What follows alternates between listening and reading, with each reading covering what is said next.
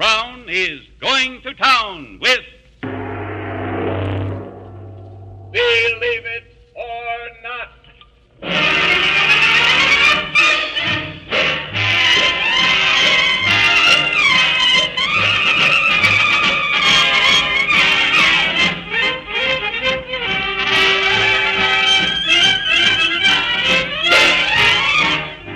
Butlers and neighborhood stores who serve you Royal Crown present Bob Ripley with more of his amazing Believe It or Not, B.A. Rolfe and his orchestra, and lovely Linda Lee. And here's Ted Jewett, a sensible fellow with a good sense of taste. Believe it or not, Bud, anybody can taste the difference in Royal Crown. Here's a cola drink that comes out first in taste tests 9 times out of 10. We've tested it in small towns and big cities. We've tested it against other leading cola drinks. We've tested it from coast to coast. And in 9 tests out of 10, the vote goes to Royal Crown for better flavor. So, folks, if you want to enjoy a sparkling, tangy beverage, a thirst quencher with a real mellow flavor, ask for the cola that thousands have voted tops in taste. Royal Crown.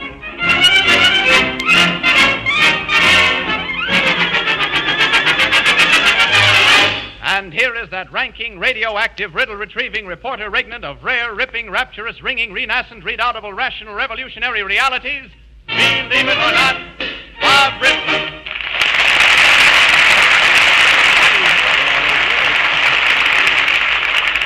Greetings, everybody, and welcome to the program tonight. And I'm very happy to announce that I have here on the stage beside me a very good friend. You've heard him on the broadcast I presented from Carlsbad Cavern some weeks ago. He is none other than His Excellency John Miles, Governor of New Mexico. Thank you, Bob. Glad to be here. And now to start things going, take it away, B.A. Rolfe. This is it.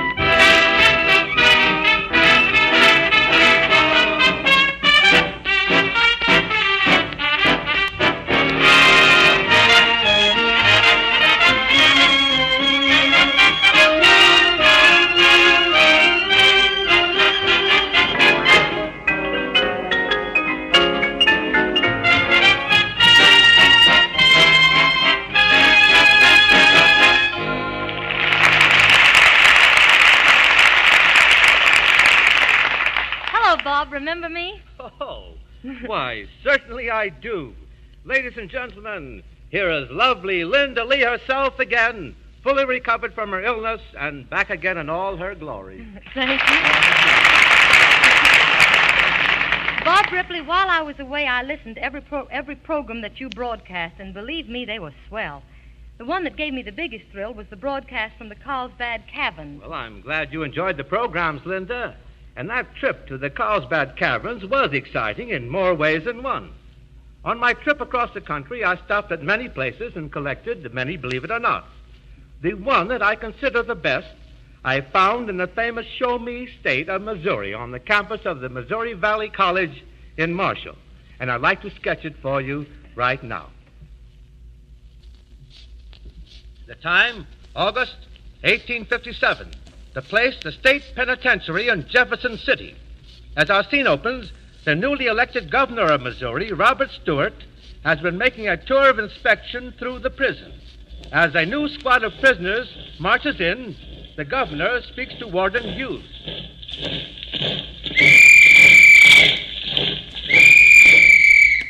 So this is the last squad of prisoners for us to examine, eh, Warden? Yes, Governor.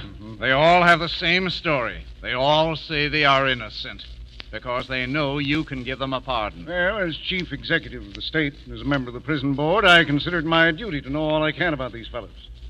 Now, let's see. Let's start over here. Say, you. Come over here. Oh, me? Yes, you. What's your name? I'm Billy Langton, sir. Billy Langton, what are you in here for? I ain't done nothing, Governor. I'm innocent, I am. Mm-hmm. He's a notorious forger, Governor. Well, that's too bad. Innocent, say, you. What's your name? Johnny Riordan, sir. They arrested me for arson. But I was only trying to put out the fire. Governor, you might be interested to know that Riordan here tried to put out 17 other fires before we caught him. Yeah, another innocent man, 17 fires. Next, you there. What's your name?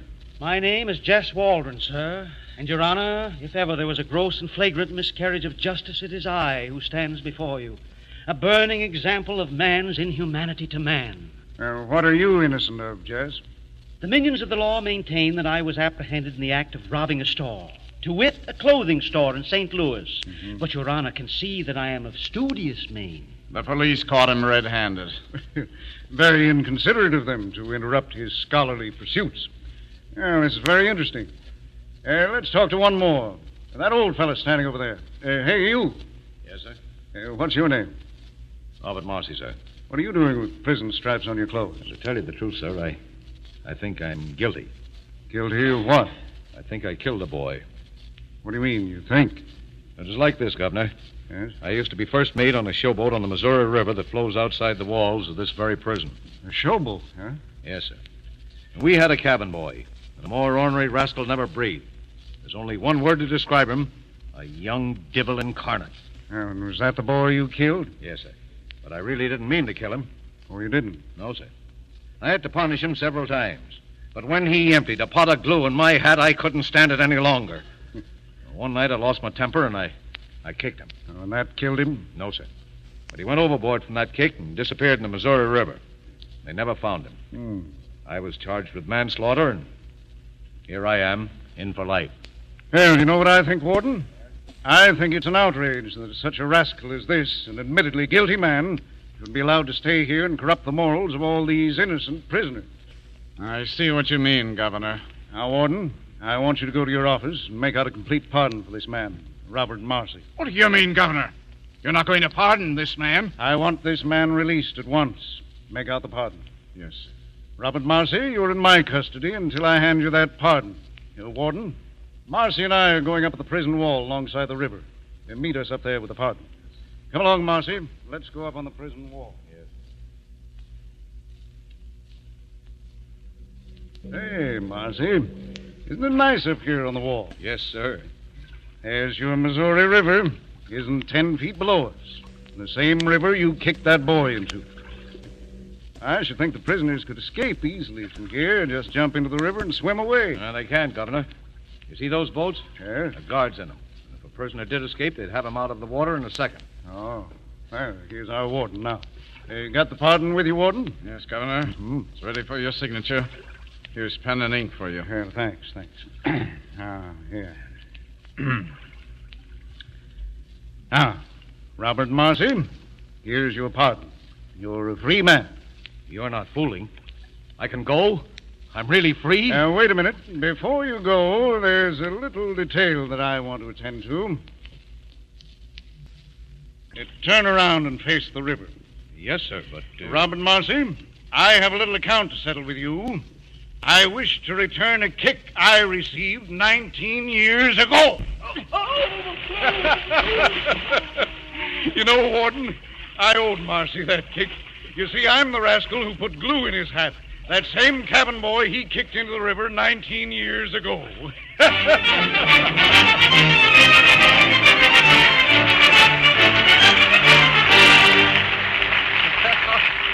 I wonder who got the greatest kick out of that, the prisoner or the governor of Missouri. While on a tour of inspection in the state penitentiary of Missouri, Governor Stewart spoke to a convict who pleaded guilty to having caused the death of a boy by kicking him off a showboat into the Missouri River. The governor immediately pardoned the convict and then, with a fine sense of justice, evened up the score by kicking the pardoned man into the Missouri River from the prison walls. For that governor was none other than the cabin boy who was kicked off that showboat 19 years before. Believe it or not.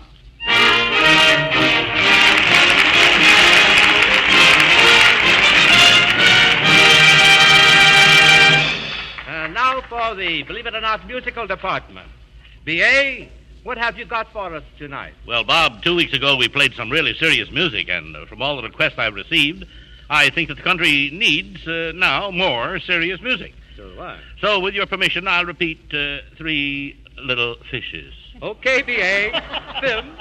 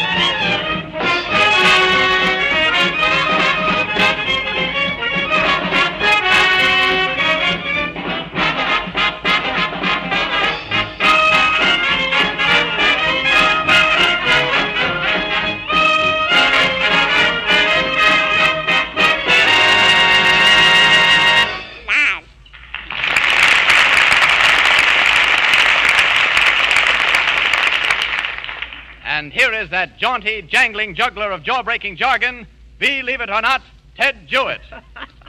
Say, Ted, pardon me for laughing, but I'm glad you've got to live up to one of those introductions for a change. Well, this time I can, Bob, because we've got to believe it or not about Royal Crown. Well, I'd like to have someone tell me, believe it or not. All right, we will. Bud, will you open one of those ice-cold bottles of Royal Crown and hand it to Bob Ripley? Sure. There you are, Bob. Now, Bob, will you please pour it? All right. We want our listeners to know that every bottle of Royal Crown holds not one, but two big glasses full to the brim. All right, Ted, here's the first one. And there is the second.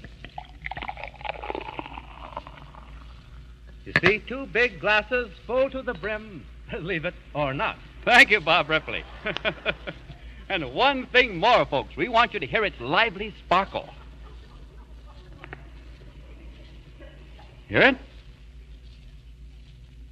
There are no tricks about Royal Crown. It wins friends on sparkle and flavor. If you'll just try it, we know you'll like it.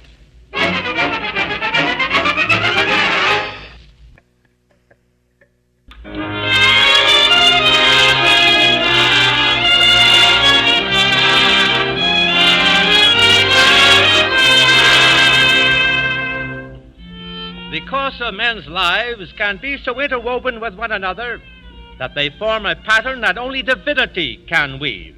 I constantly marvel at the startling examples that are brought to my attention. As a case in point, let me sketch for you this unusual incident.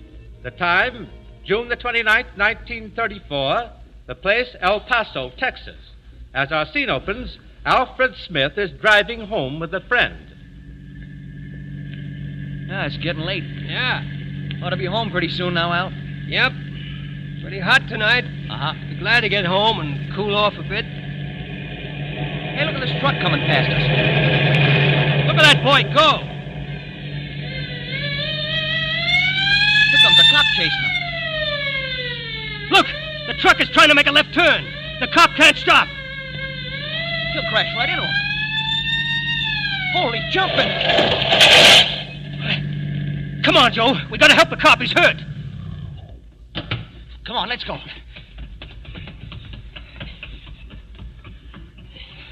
Come on now. Yeah, come on. Help me pull this motorcycle off. All right. Gosh, his leg's almost cut off. Gee, he's hurt bad, all right. Oh, my leg. Oh, it's going to be all right, buddy. Just lie quiet. Don't move. Gee, Al, he's bleeding awful from his knee. Yeah, we got to do something quick.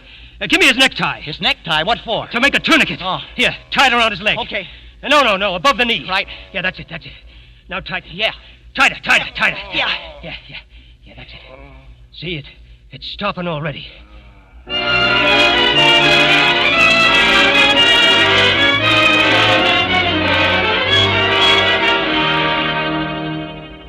Alfred Smith did tie a tourniquet around that injured policeman's leg.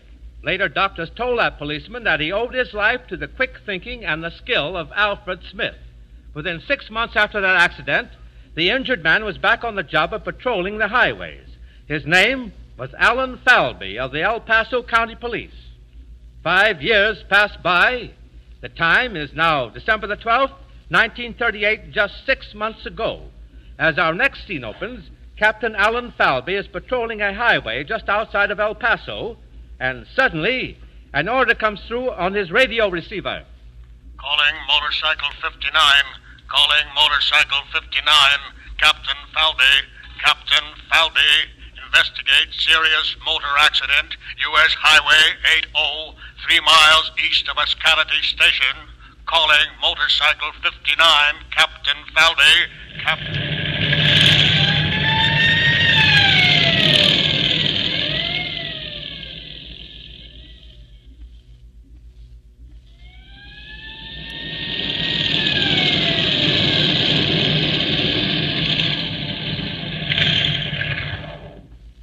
Hey, you. What happened? Officer, this car here crashed into a cottonwood tree. I live across the road and ran over here when I heard it. Yeah? There's a man in the back seat. He's hurt badly. His leg, I think. Okay, you can help me. Certainly, officer. Anything I can do. Come on. He's very badly hurt. I hope we can help him. That's his right leg, eh? Say, he's in bad shape. He severed the artery. Quick, hand me those bandages and get me a piece of wood. All right. We've got to make a tourniquet.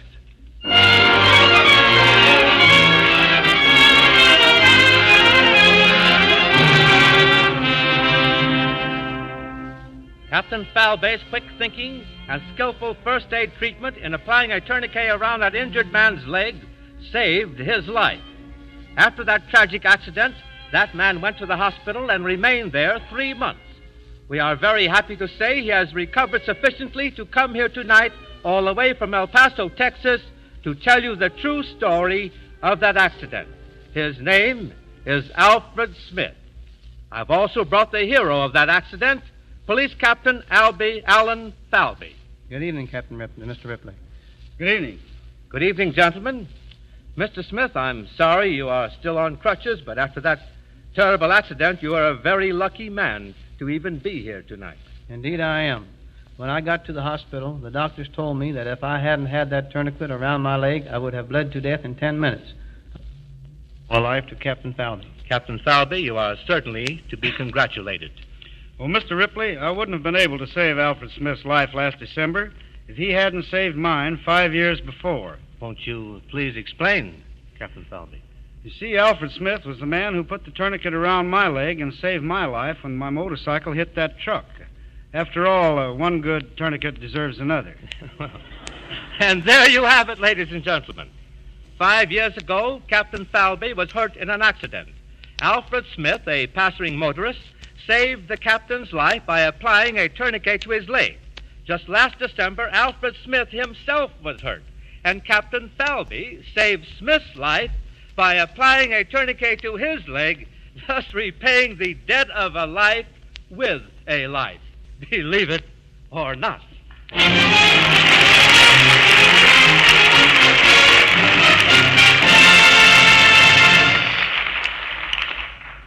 Ladies and gentlemen, we are doubly fortunate in having with us tonight Captain Falby, a victim and a hero of the Believe It or Not I have just presented. Captain Falby has devoted his life to the important business of accident prevention and safer traffic conditions. I've been talking with Captain Falby about his work, and it interested me so much that I looked up the facts concerning traffic accidents, and I was absolutely astounded. All of us remember the World War as the most appalling calamity of all time, with 50,000 American soldiers killed. Yet it is hard to realize that since the World War, more than 500,000 lives have been lost in the United States from traffic accidents alone. I found also that there are no two states in the United States that have the same traffic laws. There are more than 3,219 different traffic laws and regulations. How anyone can be expected to know so many rules and regulations is beyond me. Why, even the system for traffic lights is a maze of confusion. And Captain Falby, as a man who has devoted his life to promoting safety, there is one question I would like to ask you. What one thing can we do to reduce the staggering toll of automobile accidents and fatalities? Mr. Ripley, I believe there's one thing that will do more to reduce automobile accidents than any other. Uniform traffic regulations from coast to coast. Captain Falby, we have Governor Miles of New Mexico in the studio as our distinguished guest, and I would like an opinion from him. Governor Miles, what do you think about the idea of uniform traffic regulations from coast to coast? Bob, I think that this is the soundest suggestion for the remedying of the many traffic accidents that I have yet heard. In fact, when I took office in New Mexico as governor, I appointed an expert as safety and traffic engineer to work out just such an idea. Governor Miles, I think we should take action right now on this idea. Ladies and gentlemen, I appeal to every man, woman, and child listening to this program to do something about this. Please, each and every one of you, write immediately to the governor of your state and insist that all traffic laws from coast to coast be made the same. In this way, we can here and now do a great work in reducing these appalling casualties. So write to your governor right now. Bob Ripley, speaking as the governor of New Mexico, I am sure that every governor in the United States will give his wholehearted endorsement and cooperation to this idea. And, Bob, you deserve great credit for the most forward step yet taken in accident prevention and life saving. Thank you, Governor Miles. And I'm sure that the American people now know that they alone can reduce the toll of almost 40,000 lives lost every year in traffic accidents. So everyone, write to your governor, and let's all make the United States united for safety.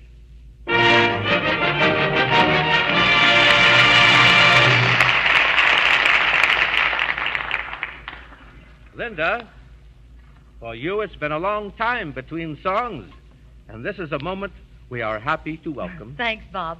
Here's a typical, topical, timely tune, and it's called Ain't You Coming Out? Okay, Linda, and come out swinging.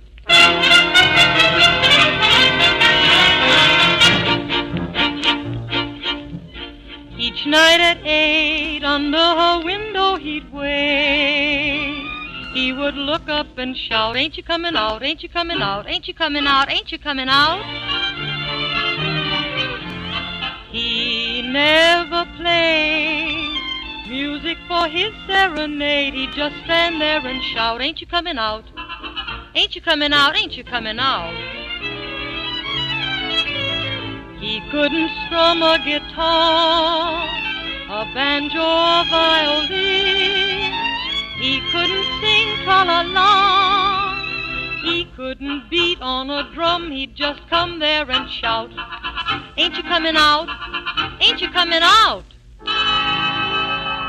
Hark to the tale of a troubadour, not the ordinary kind that we all know. Love songs to him were an awful bore. This one is a different kind of Romeo. He never brought her a thing. Candy or fruit or perfume, he was too lovesick to bring. Peanuts or popcorn or gum, he just shot.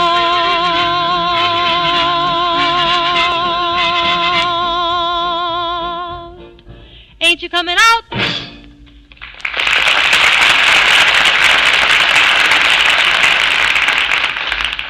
Linda, here's news from your part of the country. What's that, Ted? In Birmingham, Alabama, Royal Crown ran a taste test against leading competition.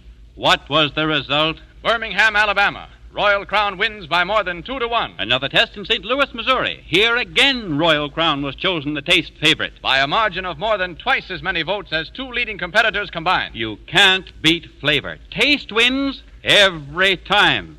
Royal Crown has pep and sparkle. It has the goodness that comes from real quality. That's why folks voted the taste winner. That's why Royal Crown makes new friends strictly on its own merit. Try Royal Crown. Sample its cool, refreshing flavor.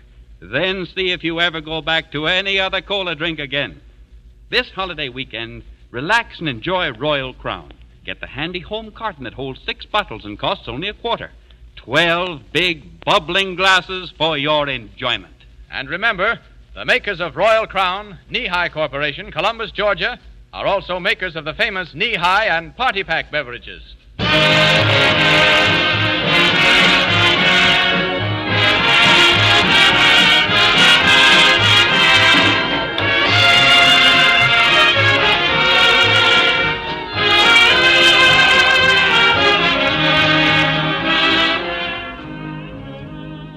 Gee, Bob, I feel fit as a fiddle and ready for problem time again.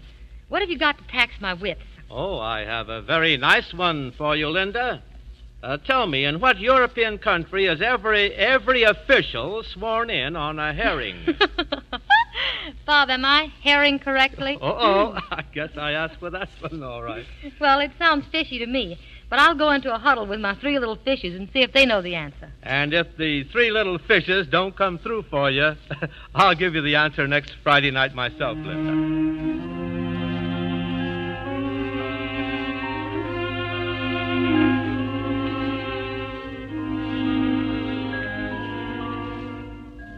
On the 4th of July, 163 years ago, next Tuesday, the Continental Congress, sitting in Philadelphia, adopted one of the greatest documents of all time, the Declaration of Independence. That meeting of the Continental Congress began with a prayer pronounced by Dr. Jacob Duché, rector of the Old Christ Church. And I'd like to repeat his prayer to you now, because its contents should be eternally in our hearts.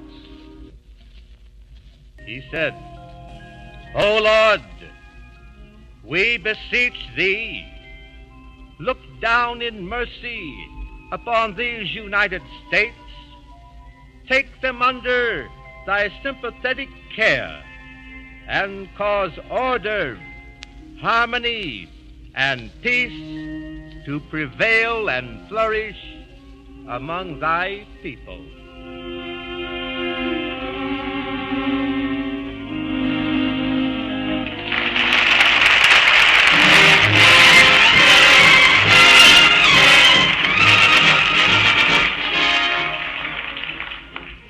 Next week, the bottlers and neighborhood stores who serve you Royal Crown will again present Bob Ripley with more of his amazing Believe It or Nots, with V.A. Rolfe and his orchestra, and lovely Linda Lee. This is Bud Collier wishing you good night.